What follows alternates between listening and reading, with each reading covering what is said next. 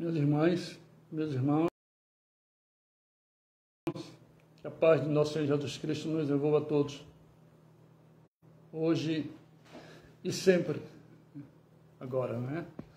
Queridos irmãos e irmãs, que a paz de nosso Senhor Jesus Cristo nos envolva a todos, hoje e sempre. Sou Carlos Cardoso, sou colaborador aqui da AME, da Associação Municipal Espírita de Abreu e Lima, e também faço parte da Comissão Estadual do Espiritismo, atualmente presidida pelo nosso querido irmão Rubem Braz. De antemão, é uma alegria muito grande estar mais uma vez participando de um trabalho junto a vocês que fazem parte da Associação Espírita O Caminho da Luz de Goiânia. Por que mais uma vez? Porque nós já estivemos juntos no passado, em uma série de atividades. Recordo-me perfeitamente, acho que era o dia da inauguração desse núcleo muito importante para cada um de nós. E para a gente foi de uma alegria muito grande, isso aí já tem alguns anos, né? E para nossa felicidade, a gente aqui está se fazendo presente mais uma vez. Meus queridos amigos, convidamos todos vocês para que possamos orar juntos. Jesus, divino e amado Mestre e Senhor, vimos jogar-vos a vossa bênção, o vosso amor, o vosso amparo, em nome do nosso Deus, nosso Pai, Criador de tudo e de todos, para que tenhamos, né, nesses momentos, que sob o vosso nome, Senhor, sob o amor de Maria de Nazaré, nos inspire e nos fortalece no caminhar. Que a vossa bênção, enfim, seja com cada um de nós, que o vosso amor nos guie, nos inspire e nos conduza hoje e sempre. Meus amigos, nós vamos traçar aqui uma caminhada juntos nesses próximos momentos, falando da importância de Allan Kardec na implantação da codificação. Vejamos bem. Hoje, possivelmente, somos mais de 12 mil instituições espíritas no Brasil. Mais de 12 mil. Os dados do último censo brasileiro, né, realizado pelo IBGE, davam indicativos de que éramos aproximadamente 4 milhões de pessoas que se diziam espíritas nos idos de 2010. Possivelmente esse número deve ter crescido. Nós nos multiplicamos por todos os cantos. Em Pernambuco, em nosso estado, somos mais de 450 instituições presentes hoje em dezenas e dezenas de municípios. Na região metropolitana, esse número é extremamente considerável.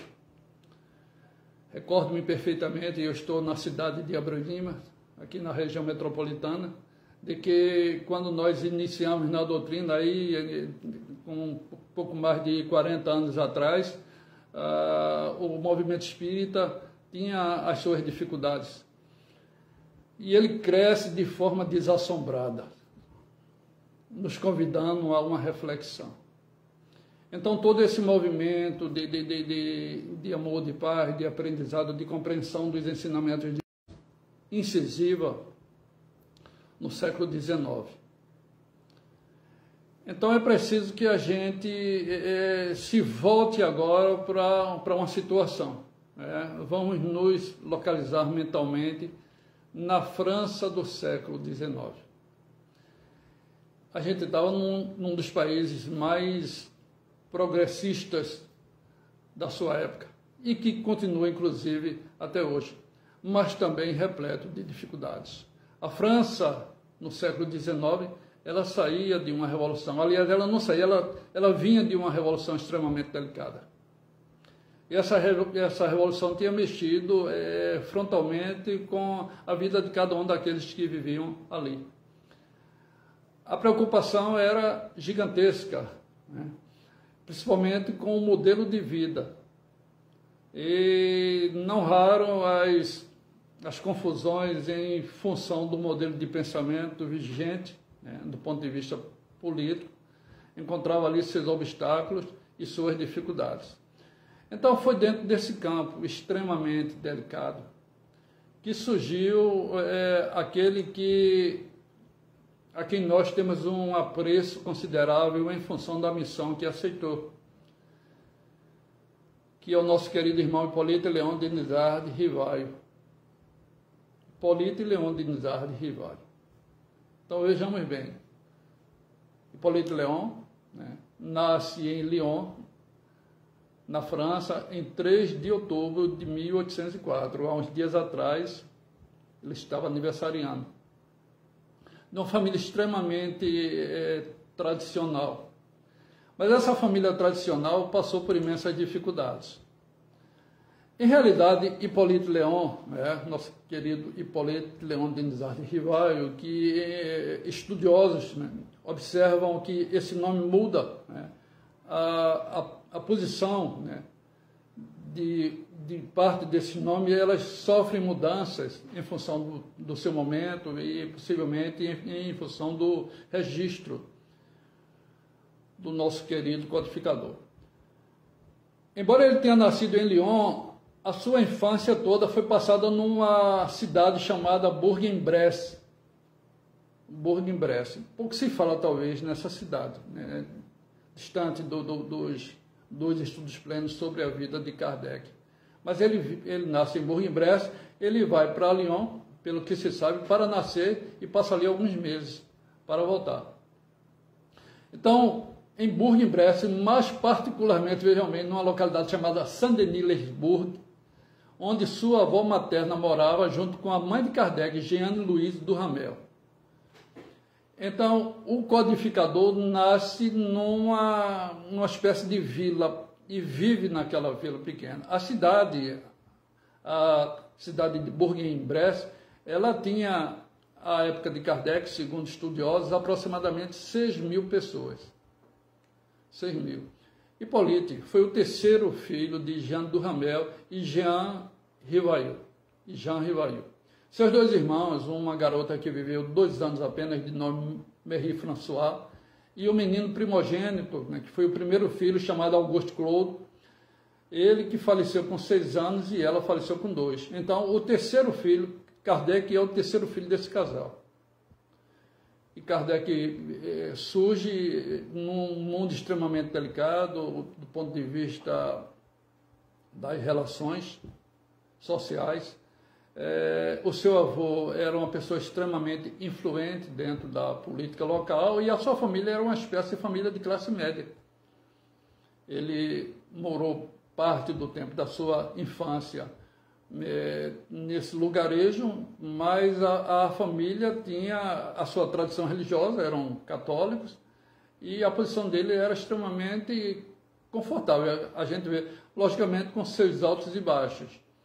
Por que seus altos e baixos? Né? O pai de Kardec, o senhor Jean Rivail, ele fez parte do exército de Napoleão Bonaparte. O exército de Napoleão Bonaparte, ele invade a Europa, né, querendo tomar os países à sua época. Mas eles têm um problema gigantesco na Rússia. Eles são traídos pelo frio e pela fome.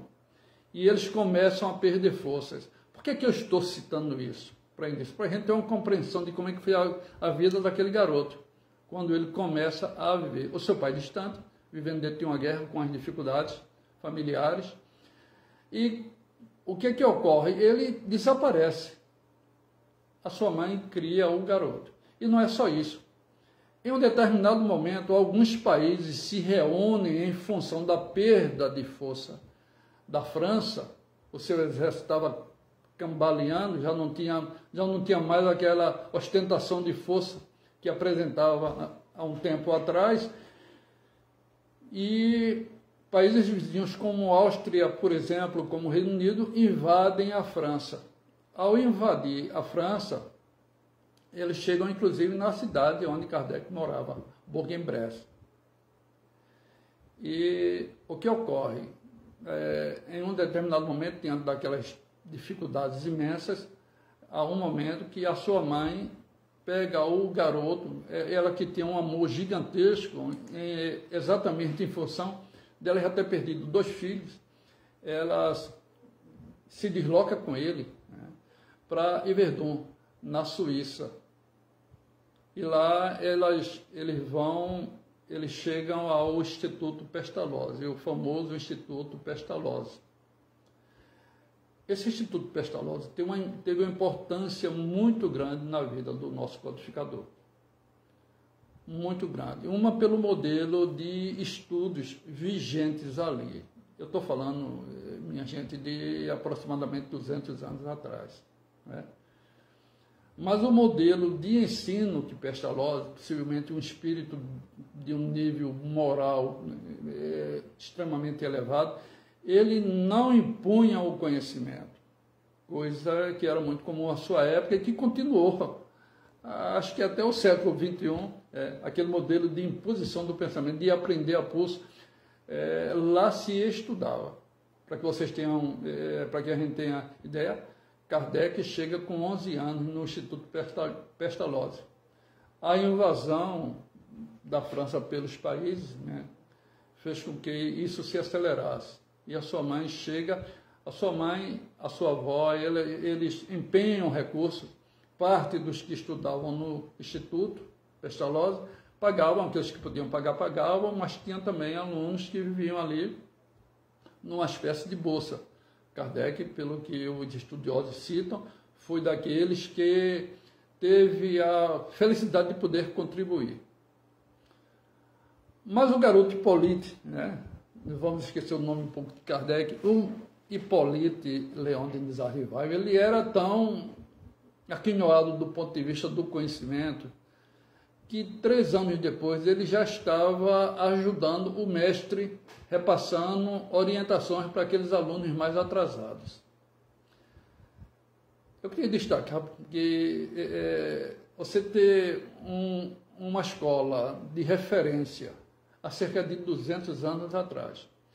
Dentro dessa escola tinha natação, tinha ginástica, tinham as disciplinas comuns, né, inclusive de línguas possivelmente, e particularizava a capacidade de aprender a pensar. Eu acho que isso foi fundamental na vida do codificador.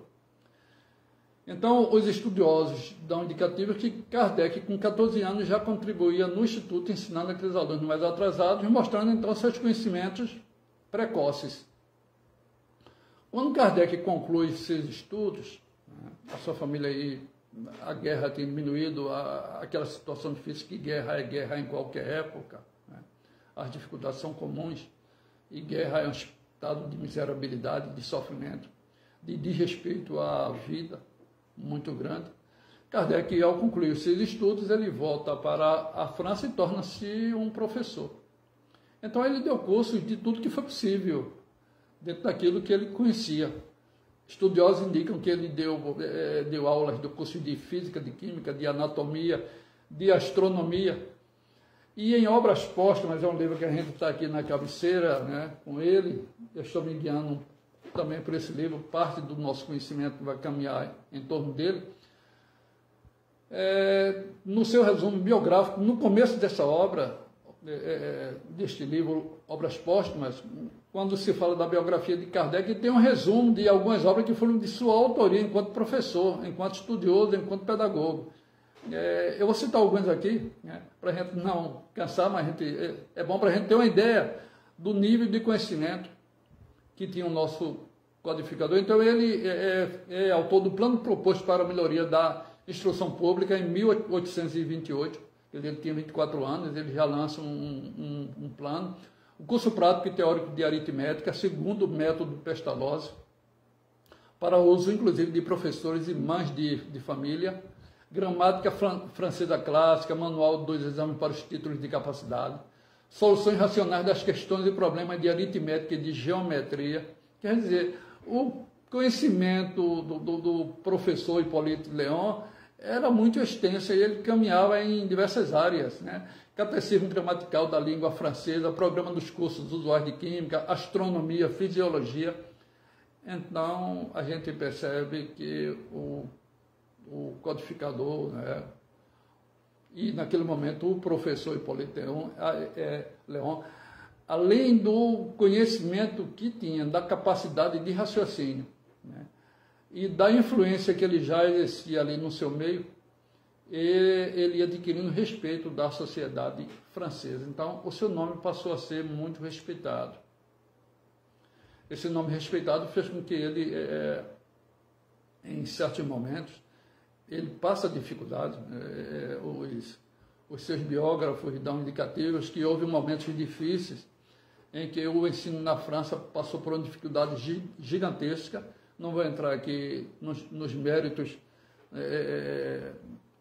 dessas questões, mas Kardec sofreu muito, principalmente do ponto de vista financeiro. Ele passou por dificuldades.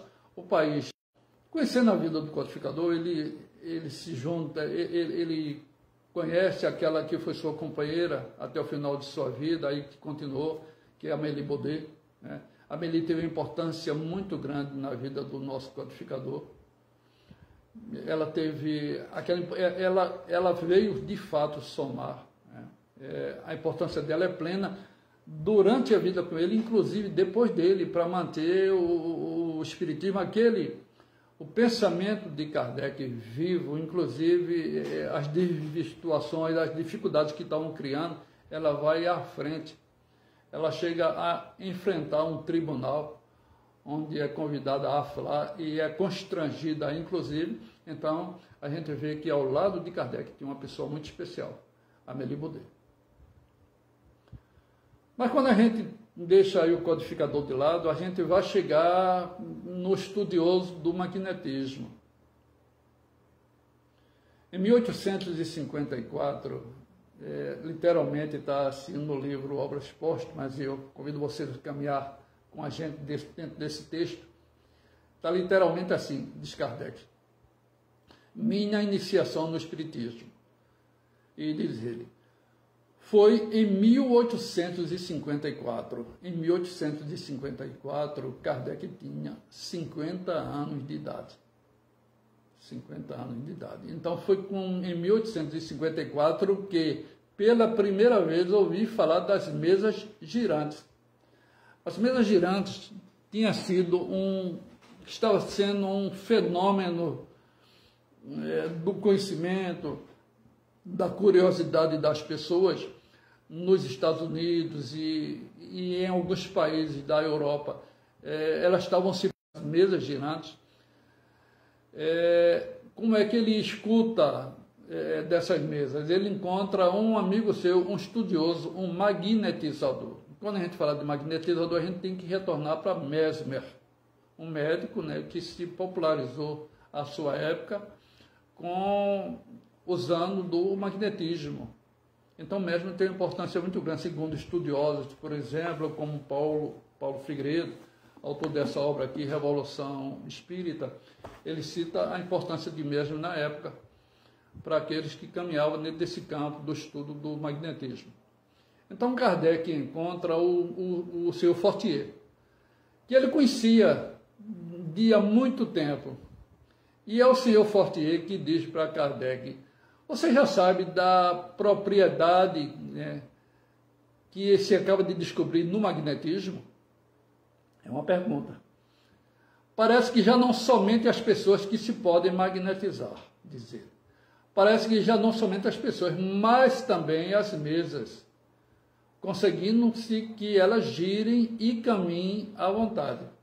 Então, aquele fenômeno, hoje um pouco bizarro, estranho, das mesas girantes, as mesas se deslogam, né? Quando a gente bota e capta algumas fotografias da sua época. Mas Kardec diz que a primeira vez que ele ouve falar daquele fenômeno foi em 1854. E o que ocorre, diz Kardec, isso é natural, né? Ele estudioso do magnetismo, disse, bom, se o magnetismo envolve pessoas, envolve animais, envolve objetos. Eu não vejo nada de mais nisso. Foi mais ou menos dentro dessa ordem de pensamento que ele falou. Isso não me parece impossível. O fluido magnético, diz Kardec, é uma espécie de eletricidade. Era o conhecimento que se tinha à sua época, que pode atuar sobre corpos inertes e fazer com que eles se movam.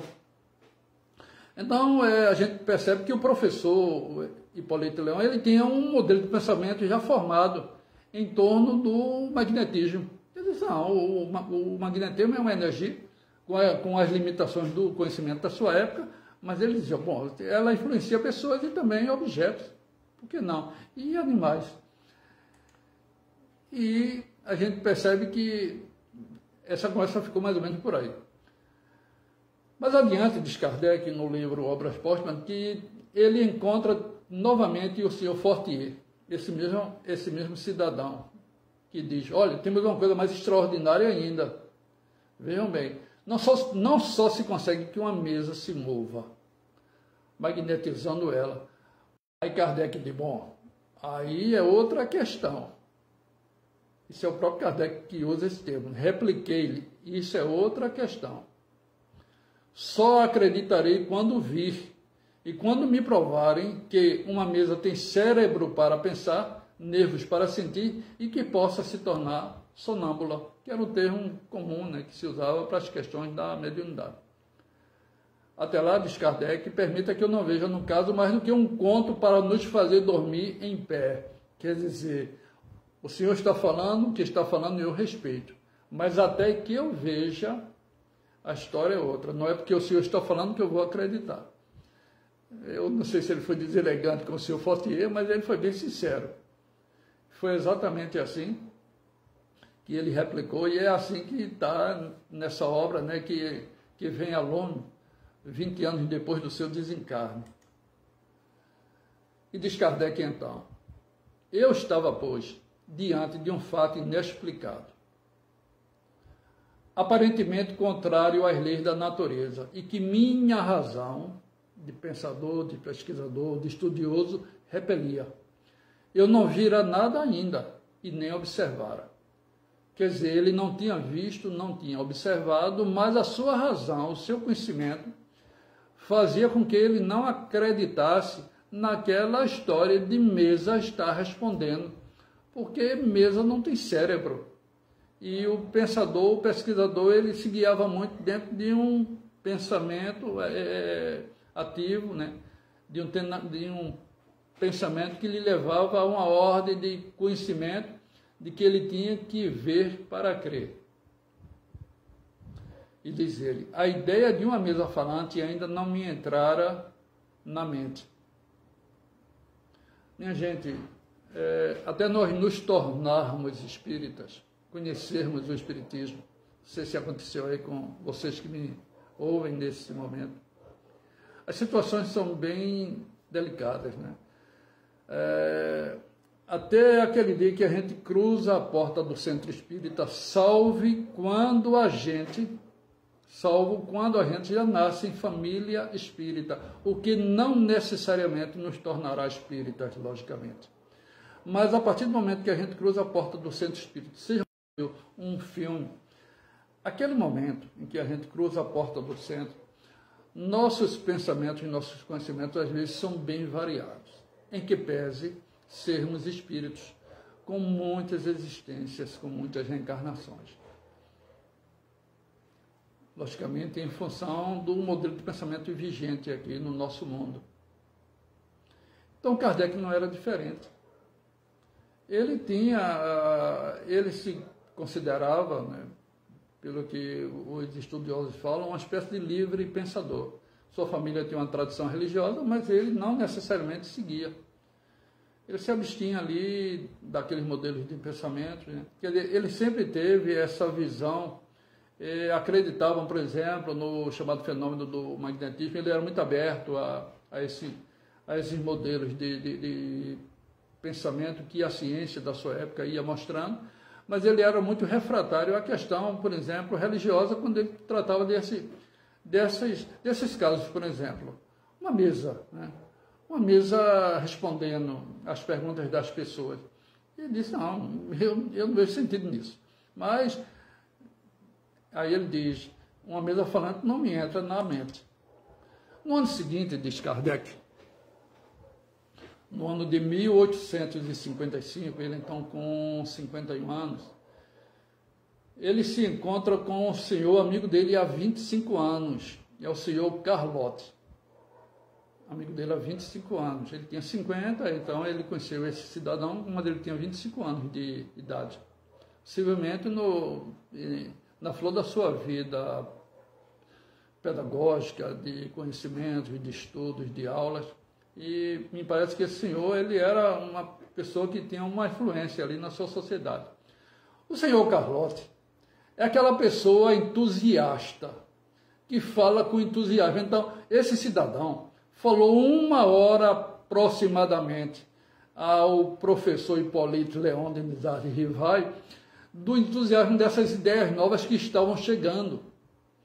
Então ele ficou deslumbrado com aquilo ali, e quando ele encontrou o seu amigo, que já tinha conversado com o senhor Fortier, então fala entusiasmadamente dos fenômenos que estavam ali mexendo com a sociedade francesa e também de outros países mais próximos.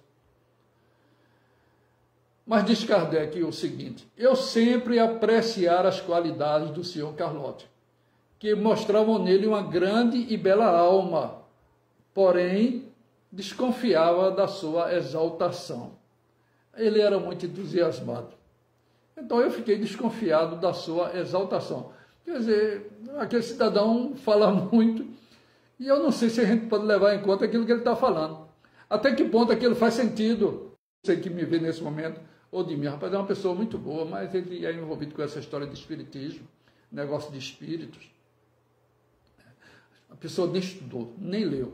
Tem sua religião, tem seu modelo de pensamento, mas é muito dessa ordem aí.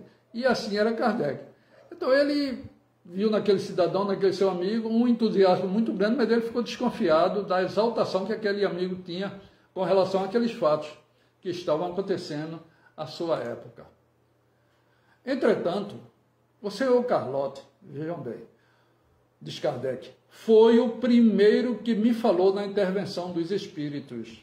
O senhor Fortier falou das mesas, mas falou do magnetismo, de uma energia que ele não sabia explicar e que ele ficou deslumbrado. Mas o senhor Carlotti não. O senhor Carlotti fala na intervenção dos espíritos. E me contou tantas coisas surpreendentes. Vejam bem o que é que Kardec diz. Me contou tantas coisas surpreendentes que, longe de me convencer, aumentou minhas dúvidas. Aquela pessoa entusiasmada, a gente vai, mais particularmente quando a gente inicia na doutrina, né, um deslumbramento gigantesco, então a gente quer que as pessoas se tornem espíritas também, e a gente começa a falar, mais ou menos fazendo aí uma espécie de comparação. Foi isso que aconteceu com Kardec. Mas o senhor Carlotti, naquele dia, quando se separa de Kardec, diz o seguinte: um dia o Senhor será dos nossos. Que ele conhecia a natureza criteriosa de estudos, de pensamentos do professor Hipólito Leão. Ele sabia como ele era. Então, naquele dia em que ele se empolga tanto conversando e que fala na intervenção dos espíritos, ninguém tinha falado sobre isso ainda, ele diz para Kardec: um dia o Senhor será um dos nossos. Isso é Kardec. Passado algum tempo, diz Kardec, ainda naquele mesmo ano, 1812, quando ele fala isso, ele foi à casa da sonâmbula senhora Roger, em companhia do senhor Fortier. Então a gente percebe que o senhor Fortier, ele tinha uma espécie de amizade muito grande com Kardec. E ele convenceu o nosso irmão Kardec a um dia ir na casa de uma senhora chamada Roger, que era uma sonâmbula, uma espécie de médium, né? E na companhia do seu Fortier, o seu magnetizador. Quer dizer, o seu Fortier era um magnetizador. Quando Kardec chega nessa casa, que vai ver o que estava acontecendo ali, ele encontra o seu Patier e a senhora Plane-Mason, que falaram daqueles fenômenos tal como o senhor Carlotti falou, entusiasmados, que eles estavam todos amigos dali do codificador, né? Entusiasmados com o que estava acontecendo, muito instruído, de caráter grave, frio e calmo. Então essas eram as características da personalidade desse cidadão, que ele encontra nessa reunião. Uma pessoa sensata, equilibrada, fria, Sua linguagem era pausada, porque ele falava pausadamente, sem aquele entusiasmo todo, talvez muito próprio do Sr. Carlotti, creio eu, isento de todo entusiasmo. E esse cidadão produziu em Kardec, né, naquele momento ainda professor Rivaio, uma viva impressão. Esse é o termo que o codificador usa, uma viva impressão. Quer dizer, ele falou e o seu modelo a forma como ele me falava, me fez refletir. Dentro dessa ordem, me fez refletir. De tal maneira que, quando convidam ele para assistir às experiências na casa daquela senhora, a senhora Planny Mason, entendeu? Ele aceita imediatamente. Ele disse, não, eu vou. Quer dizer, aquele cidadão foi importante naquela conversa que teve com o professor Hipólito Leão. Então, ele diz, não, eu vou, eu quero ir. Então, ele já estava agora querendo ver o que estava acontecendo aí. Foi aí, diz Kardec, a gente já tem uma série de mesas que tinham falado para Kardec, das mesas girantes. Essas reuniões estavam acontecendo, mas não foi por estar acontecendo que o senhor Hipólito Leão resolveu frequentar. Não. Ele foi depois daquela conversa com o senhor Patier, na casa da senhora Planny Mason. Foi aí que presenciei pela primeira vez. Então, quando ele vê o fenômeno, ele diz, o fenômeno é interessante, ele existe. Eu negava porque não tinha tido o bom senso de acompanhá-lo. E diz Kardec, a partir de então assisti a alguns ensaios muito perfeitos de escrita mediúnica numa ardósia, que é aquele carrinho, né, uma espécie de carrinho com as rodinhas, com o auxílio de uma cesta, e a partir dali uma espécie de bico de pena na ponta, e aquele carrinho ia se deslocando com as pessoas botando as mãos sem tocar nele. E ali tinha aí o fenômeno da escrita mediúnica de forma direta. De forma direta. Né? É assim que ocorre. Mas diz Kardec, eu entrevia naquelas aparentes futilidades. Isso é uma dedução dele. No passatempo que faziam daqueles fenômenos, eu via naquelas futilidades, eles chamam de futilidades. Naquele passatempo, que era um passatempo, uma espécie de diversão, qualquer coisa de sério, como que a revelação de uma nova lei. Quer dizer, enquanto alguém ia talvez se divertir com aquele fenômeno, sem tirar dali ideia nenhuma, aquela história de alguém que entra no centro, passa um tempo, sai, e nada daquilo foi importante para ele. Ele não se obstinou a estudar, a analisar, a perquirir. Né? Kardec disse, olha, tem alguma coisa aí que é muito interessante. E ele resolveu estudar a fundo aquilo que ele estava vendo. Então ele se debate em cima da questão para estudar. E diz a ele que numa daquelas reuniões, na casa da senhora Planny Mason, ele trava conhecimento com a chamada família Baudin, com a conhecida família Baudin aqui, das meninas Baudin. Ele conhece a família Baudin, e o senhor Baudin convida ele para assistir às sessões que uma vez na semana, que se realizavam na casa daquela família, e das quais ele, o senhor Hipólito Leão, se tornou desde logo muito assíduo. Quer dizer, ele começou a assistir aquelas reuniões de forma contínua. É mais ou menos dentro da... Ele não perdia uma. Ele tinha reunião, ele estava lá. Então ele passou iniciado. As reuniões na casa do senhor Baudin, elas tinham um público razoável. Kardec chamam de bastante numeroso, inclusive. Os frequentadores habituais, além destes, a família Baudin permitia que todos que pedissem permissão para assistir à reunião, podiam assistir. Então, ele ficava não só observando os fenômenos das meninas ali servindo de médiuns, né, mas, e naqueles fenômenos das ardosas, aquele modelo que estava passando de uma situação para outra, né, e ele fica observando tudo aquilo que ia acontecendo ali e percebia que a maior parte dos assuntos, os que assistiam a essa reunião, voltavam-se muito para a vida material e o futuro. Então, enquanto Kardec tentava se aprofundar naquilo que estava acontecendo ali, aqueles que estavam ao seu redor queriam saber o que ia acontecer com ele no futuro, em outros termos, se ia casar, se ia arrumar emprego, se fulano ia dar certo indo para tal viagem, aquelas histórias que a gente já conhece e que muito tempo depois de Kardec ainda continuou acontecendo. Infelizmente, ainda continua acontecendo. Numa palavra, diz Kardec, coisas que nada tinham de realmente sérias. Nada tinham de sério. Não sei se vocês estão me ouvindo bem aí. Então, Kardec diz que torna-se um frequentador habitual na casa da família Baudin. As reuniões eram muito interessantes, mas as perguntas que eram feitas àqueles que iam se comunicando, aos espíritos, eram muito frívolas. Mas diz Kardec, foi nessas reuniões que comecei os meus estudos sérios de espiritismo, no meio daquela redoma de frivolidade, de coisas voltadas para o material, para a rotina.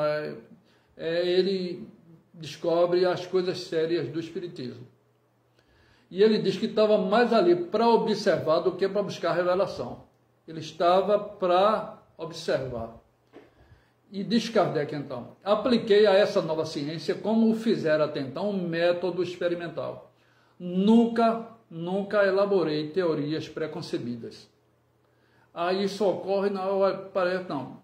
E essa história de parece não funcionava com Kardec. Ele era muito criterioso, então ele observava, ele tinha perspicácia de analisar porque aquilo estava acontecendo, como era. A gente percebe que ele tinha o cuidado de observar por cima, por baixo, o que estavam falando e como estavam falando. Então ele diz que ele ia dos efeitos para remontar as causas, por dedução e pelo encadeamento lógico dos fatos. Entendamos? Ele deduzia em função daquilo que estavam falando para ele e pela cadeia lógica que aquilo lhe conduzia. Não admitindo, diz Kardec, por válida uma explicação, senão quando resolvia todas as dificuldades da questão. Então, se o Espírito falava uma coisa, aí ele fazia uma pergunta, e a gente vai perceber pela obra O Livro dos Espíritos, que as perguntas do professor Hipólito tinham uma sensatez gigantesca. A partir da primeira pergunta, que todos nós conhecemos muito bem, o que é Deus, e o desdobramento dela, querendo saber de onde vimos, para onde vamos, por que estamos aqui, o que é matéria, o que é energia, o que é espírito e como é que se dá, como se dão esses fenômenos. Então, foi nessas reuniões, diz Kardec, que os estudos sérios começaram. Me parece que alguém está tendo dificuldade aí para ouvir, né? Bom, não sei se são todos. Diz Kardec, um dos primeiros resultados que colhi das minhas observações, prestem bem atenção nisso aí, um dos primeiros resultados que colhi das minhas observações foi que os espíritos, nada mais sendo do que as almas dos homens, não possuíam nem a plena sabedoria, nem a ciência integral. Tá? Veja que dedução complexa, perfeita do ponto de vista racional. Os espíritos não possuíam nem a plena sabedoria, em função daquilo que ele ia questionando e das respostas que ele ia obtendo, né? Ele montando uma espécie de quebra-cabeça, nem tinha plena sabedoria, nem tinha a ciência integral. Que o saber de que dispunham, o saber dos espíritos, o conhecimento que eles tinham, se limitava ao grau que cada um tinha, uma espécie de nível, né? Ele cria uma espécie, ele vai separando dentro de uma ordem, que essa ordem está ali no começo do livro dos Espíritos, né? De espíritos perfeitos, espíritos imperfeitos, né? Espírito de um conhecimento extremamente baixo, de um atraso muito grande, e que a opinião dos espíritos só tinham o valor de uma opinião pessoal. Eu não sei se está tendo alguma dificuldade aí com todo mundo, né? Me parece que estão tendo uma certa dificuldade para me ouvir, né? Bom, a opinião dele só tinha o valor de uma opinião pessoal. Isso é o que Kardec diz. No ano seguinte, diz ele, em 1856, me parece que em todo canto está tendo uma certa dificuldade. Vocês me permitem aqui uma coisinha, ver se ajuda aí, tá?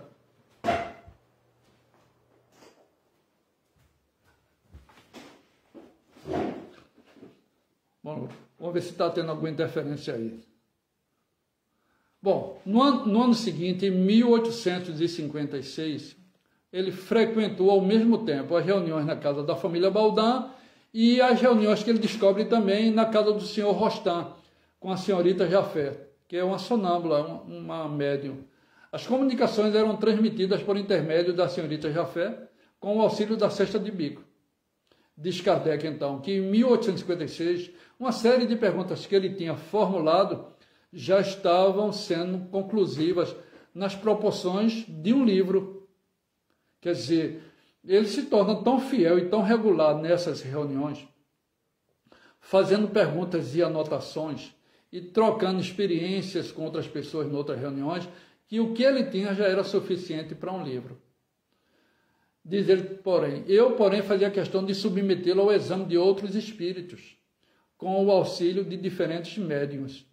O que ele quer dizer com isso?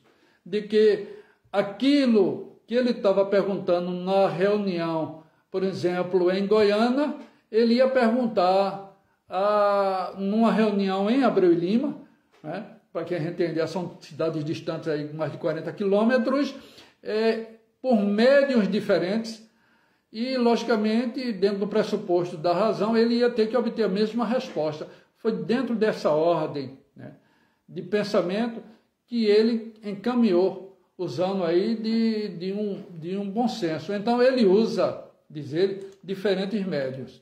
De tal maneira que mais de 10 médiuns prestaram concurso a esse trabalho. Então, essa obra fenomenal para a sociedade do planeta Terra, que a gente nunca encontra ela entre os livros mais importantes e não vai encontrar. Um dia eu entrava numa livraria de um grande shopping aqui no Recife, e alguém tinha escrito uma obra chamada Os 100 Livros Mais Importantes. E eu não vi, e nem vou ver, e possivelmente vocês não vão ver, fazia alusão ao Livro dos Espíritos. Porque ainda precisa ser descoberto por muita gente. E diz Kardec que dentro desse nível de... O Livro dos Espíritos, né, que é exatamente aquele livro que ele faz menção, em função da comparação e da fusão de respostas, coordena, classifica, retoca no silêncio da meditação. Ele elabora, então, baseado naquela série de perguntas que ele formulou, ele lança em 18 de abril de 1857, o primeiro livro dos Espíritos, com 501 perguntas. Esse livro teve uma importância muito grande. Foi lançado, as pessoas que participaram da formulação dele estavam presentes. As críticas foram muito grandes. Muita crítica. Kardec, por exemplo, eu estou fazendo também menção aqui, essa é uma das obras que a gente está usando, né? Já li, né? Inclusive o filme Kardec é baseado nele, que é Kardec, a biografia de Marcel Sotomayor. Ele conta uma série de fatos. Marcel é um repórter, um jornalista. Ele usa do seu conhecimento para montar essa obra. É um livro muito bom de se ler, muito prático, né? E esse livro, né, melhorou, né, pessoal? Não sei se é interferência aqui, não sei. Bom, esse livro tem uma importância muito grande. E o que ocorre? Kardec elabora o livro, mas não pense que a situação era as mil maravilhas, não. Eram críticas de todos os lados. Se a gente encontra dificuldades ainda no século XXI para se ser espírita ou para viver a sua religiosidade. Imagina isso aí há 160, 170 anos atrás. A dificuldade que se tinha para tal. Então foi aí, foi dentro desse modelo de sociedade que o codificador vivia. As críticas vinham da igreja de forma pertinente, vinha da imprensa de forma contínua. E ele quase que se sentia encurralado. As pessoas falavam sobre tudo, falavam que ele estava se beneficiando. Aumentaram o número de seguidores e diziam que ele estava se beneficiando financeiramente com tudo isso. E de tal maneira que Kardec, ele lança em janeiro de 1858 uma revista. Ele pede, inclusive, aconselhamento aos espíritos para fazer uma revista. Disse, o que vocês acham disso? E o pessoal, é bem interessante. Ele lança uma revista em 1858.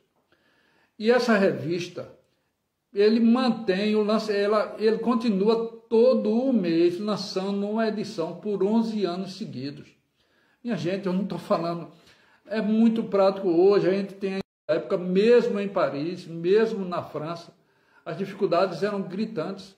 E ele mantém de forma contínua uma revista dando informes do movimento espírita e fazendo abordagem de todos os tipos. E se acumulam à sua mesa as correspondências e ele tem que lê-las todas. Inclusive estudos que falam das cartas de Kardec. Eu não sei o tempo que ele tinha para dormir, porque ele era muito ativo. Os espíritos chegam a pedir a ele para ele diminuir o ritmo em função da sua dedicação. Ele, no começo aí do conhecimento com os espíritos, os espíritos falam para ele que ele tinha uma missão, e essa missão é uma missão espinhosa, e de fato foi.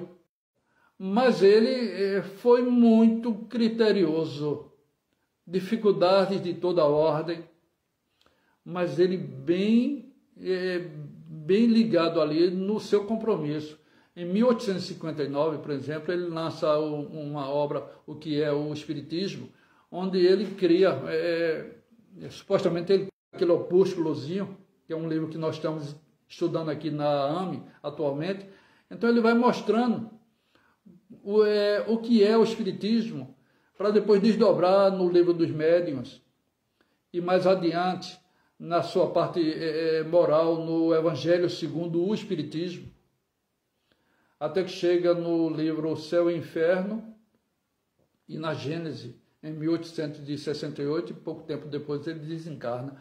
Então ele foi montando tudo isso num trabalho gigantesco, e ele tinha a vida dele. Ele continuava a viagem de Kardec naquela obra, a viagem espírita, em 1862, ele sai visitando aquilo que estava acontecendo em função da elevada, num sentimento de amor imenso. Ele vai tratando das questões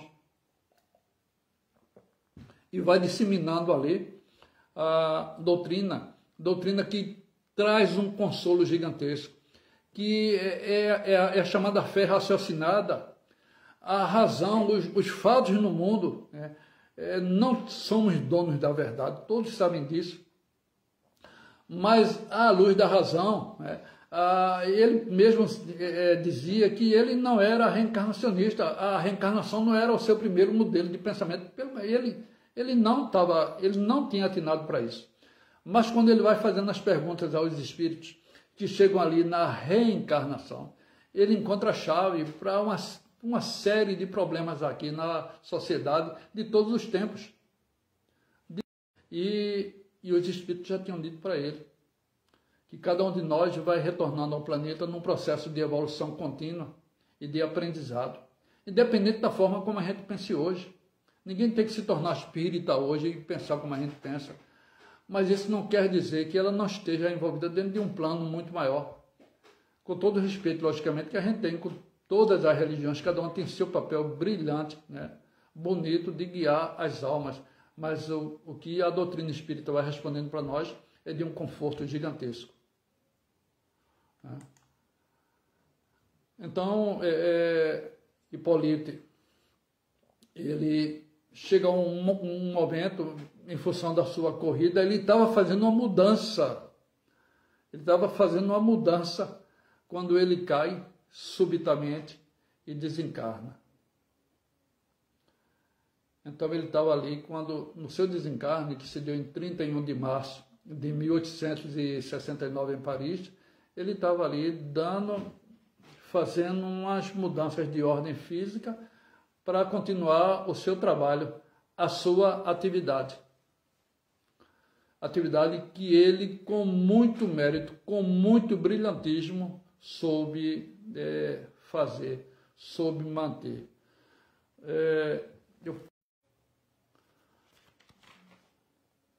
Na casa do senhor C, né, com o médium, a senhora Aline, e responde para ele.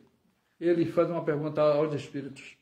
Quais são as coisas que me podem fazer cair na minha missão? Será a insuficiência da minha capacidade? E os espíritos respondem para ele, não. Mas a missão dos reformadores é cheia de tropeços e perigos.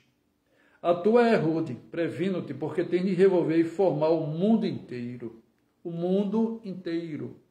Não suponha que basta publicar um livro, 2, 10, e ficar tranquilo em casa. Não, será preciso expor a tua pessoa. Levantarás contra ti ódios terríveis, inimigos encarniçados, conjurarão a tua perda, serás alvo de maledicência, da calúnia, da traição, até dos que te parecem dedicados. Haverá uma luta quase constante e o sacrifício do teu repouso, da tua tranquilidade, da tua saúde e até da tua vida, porque sem isto viverias mais tempo. Então, essa é a missão de Kardec. Já vejo que tua missão é subordinada a condições que só de ti dependem. Tá bom? Foi assim que os espíritos concluíram sobre a missão de Kardec. E é esse espírito nobre, querido, né, ainda tão incompreendido até no meio espírita, já vi gente questionando ele, dizendo que ele está superado, já vi gente questionando os espíritos superiores, eram mesmo superiores. Disse, meu Deus, né, precisamos ler mais, precisamos estudar Kardec, precisamos estudar a codificação. Viu, minha gente? Então, esse é o compromisso de cada um de nós espíritas. Ler as obras do codificador, tornar as obras de estudo, o livro dos espíritos, do livro dos médios, o seu inferno maravilhoso, o Evangelho segundo o Espiritismo, que é um livro base em nossas casas, mas também ler obras como que é o Espiritismo, a Gênesis, né, que tem suas dificuldades, e obras póstumas. Enfim, acho que toda obra do codificador merece ser lida por cada um de nós. Meus queridos amigos, estamos chegando ao final da nossa reunião. Que Jesus nos abençoe, né? Que possamos assumir o papel que nos compete e que a gente cumpra com nossa missão. Cada um vive na Terra segundo o seu nível de conhecimento, cada um tem uma missão. Alguém vem aqui à Terra para viver naquela religião, naquele modelo de conhecimento, abraçar aquela religião e viver dentro dela. Outros vão estar meio à parte, mas cada um de nós tem seu papel. Todos estão vivendo aqui na Terra dentro de um processo de crescimento, independente de onde estejam. Todos estão. Fé, esperança e amor. Lembre-se, tudo passará. Aquelas dificuldades que a gente está tendo no momento, tudo tem suas razões. A Terra já passou por situações bem piores. E aqui estamos nós, né? Mais uma vez no palco da vida. Bênção e luz, vamos orar. Jesus, divino amigo, né, queremos agradecer-vos pela noite de hoje, roga por cada um dos que estão nos ouvindo, nos vendo, né, ou que verão depois, que o vosso amor nos guie, né, nos inspire fé, esperança, caridade, compreensão, respeito pela vida, respeito pelo próximo, né, união, trabalho e fé. Em teu santo nome, Jesus, em nome do nosso Deus, sob a vossa vontade e amor e justiça, né, gratos pela oportunidade de estarmos aqui, encaminhamos para o final essa live, essa reunião, que se fez à distância, mas que o teu amor e o teu pensamento nos unem. Jesus nos abençoe e que a paz seja. a nossa reunião. Deus conosco, Deus com todos nós. Abraço fraterno.